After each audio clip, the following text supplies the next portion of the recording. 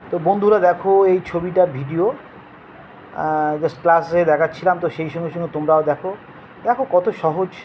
Water colour যারা একদম নতুন শিখছো তারা, বারবার বলছি, তারা যদি আমার ভিডিওগুলো দেখো তোমাদের এতটা উপকারে আসবে তোমরা নিজেরাও কল্পনা করতে পারবে না।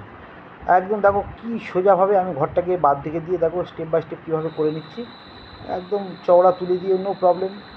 আর আমি বারবার বলছি, আমি কিন্তু যার খাতায় পাই তার খাতায় করে দিই, কাজেই কোনো পেজ দেখা দেখির কোনো ব্যাপার নেই যে ভালো পেজ হতে যাবে খারাপ পেজ হতে যাবে এরকম কোনো ব্যাপার না।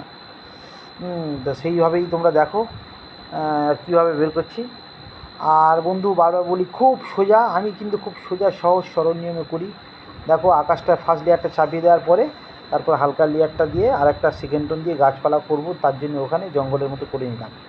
তো করে নেওয়ার পরে তো সেখান থেকে এবার আমি আস্তে আস্তে দেখো কীভাবে ছবিটা ডেভেলপ করি। তো ডেভেলপ করে তোমরাও এইভাবে দেখবে তোমরাও এইভাবে চেষ্টা করলে তোমরাও পারবে। আর ওয়াটার কালারটা ফার্স্ট বলি আমি, first tone second tone third tone আমি এই হিসেবেই করি। তো তোমরাও এইভাবেই করবে, করলে তোমাদেরও দেখবে খুব ইজি হয়ে যাবে। আর এবার তো এদিকে আস্তে আস্তে তোমার পিছনেরগুলো তখন শুকিয়ে যাবে, শুকিয়ে গেলে তারপরে তুমি ওদিকটা তুমি চাপিয়ে দিতে পারবে।